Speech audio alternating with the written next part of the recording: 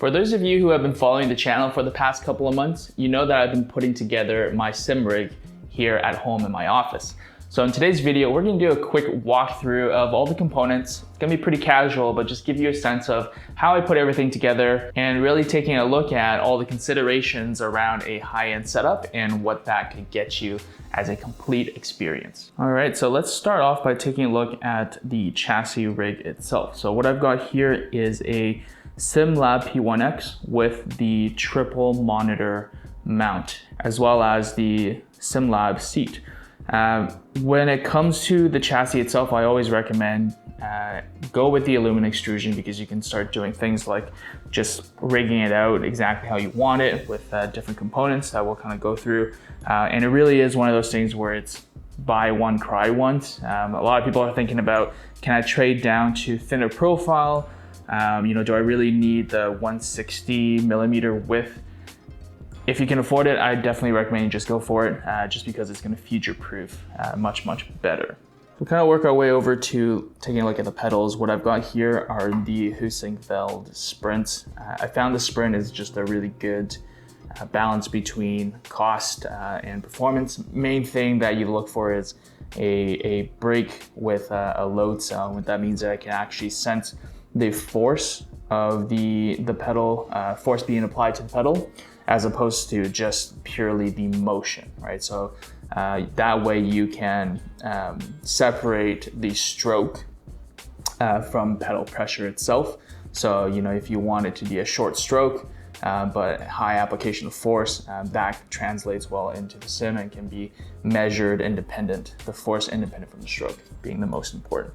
As you can see, I've got mine on a set of sliders, which is great for, if you have a guest that wants to use the sim rig as well. And I have it also elevated quite high to get it kind of into that hybrid GT / Formula style, somewhere in between. So a little bit higher than GT would be in terms of ergonomics, and not as extreme as Formula, but this kind of just works for me and it's comfortable for me as a driver.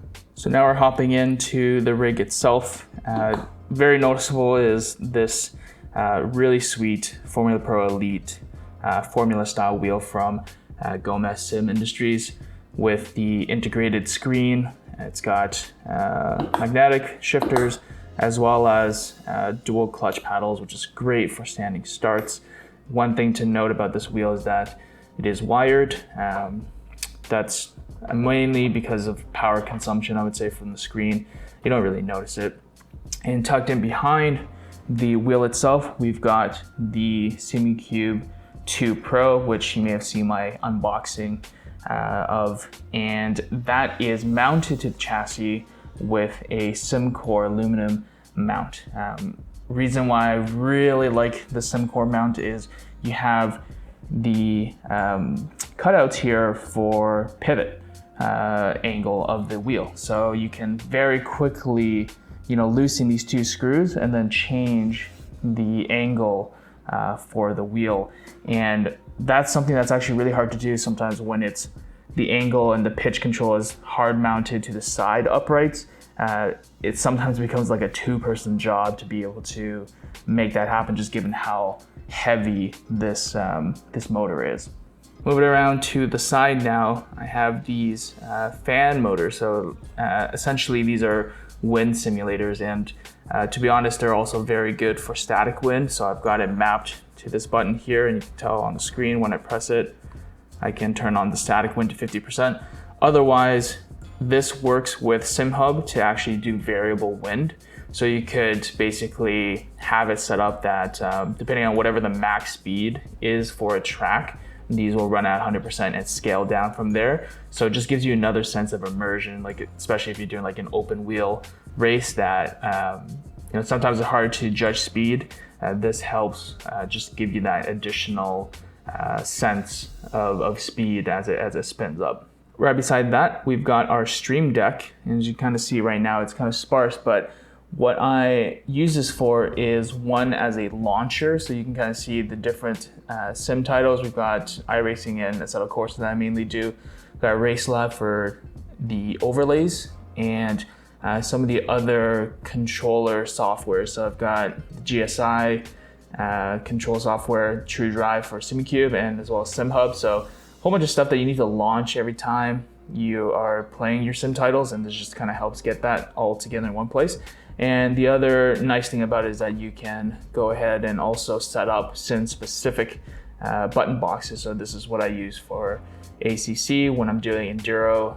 It's kind of nice just to have your ignition and lights and wipers mapped separately in case you don't have those buttons available to map on your wheel itself. Moving down, nothing special here, but it's basically a keyboard tray. I have my keyboard tray on the left, even though I'm right-handed. So this is kind of starting to work on my ambidexterity.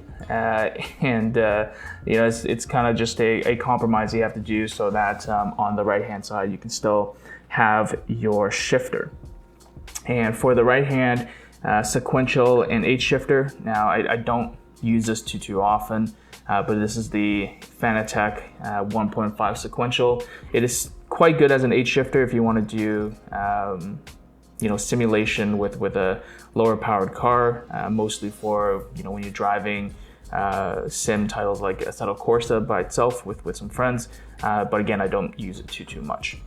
And here's another shot of the pedals. Just kind of what it looks like when you are driving. And I like my pedals spaced out like this, where the brake is almost in the middle. And I mostly do this so that, you know, the spacing is actually, if you go into a road car and at track and you want to do a little bit of left foot braking, you would have the brake closer to the middle. Though for sim ergonomics, I could, you know, make an argument that you want to move the brake pedal over closer to the left so that your feet are more evenly spaced apart. The last thing I'll make note of are the amps down below, and you might be wondering what those are for. They actually are controlling my butt kicker concerts. And those concerts also have these remotes for powering on and off.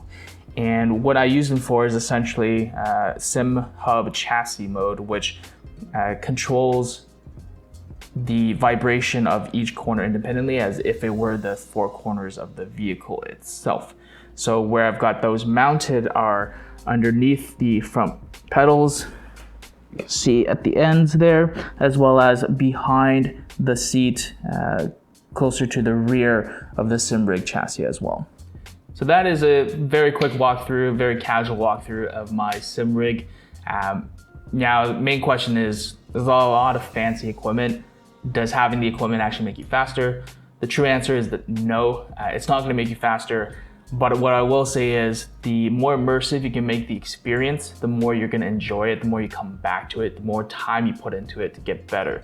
And I do think when it comes to using the simulator as practice for actual track days, HPD or endurance racing, the closer you can get the ergonomics and the closer you can get the sim in terms of the feedback that you would feel from the vehicle with, for example, having a good direct drive wheel, having some haptic feedback, those are going to develop better habits for transferring those skills to real track driving and real racing than you would get from a more basic setup like a Logitech or some of the more entry-level Thrustmasters. So we'll end the video here. Again, very casual. If you have any questions, suggestions, comments, please comment below and let's start the conversation. Catch you guys next time.